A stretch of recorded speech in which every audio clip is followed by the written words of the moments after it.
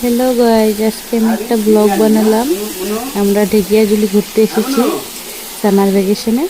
আজকে আমার মামা শ্বশুর রান্না করছে, আমাদের জন্য মাংস বানাচ্ছে।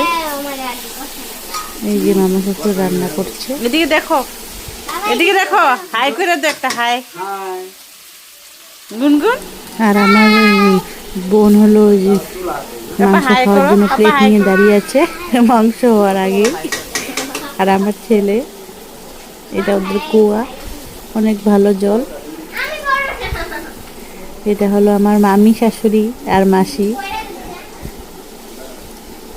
একদিকে মামি শাশুড়ি আর একদিকে মাসি। এখানে মাসি মাছ রান্না করছে। এখানে নিচে আমার শাশুড়ি ঘুমিয়ে আছে। এটা হলো দিদা, আমার শাশুড়ির মা।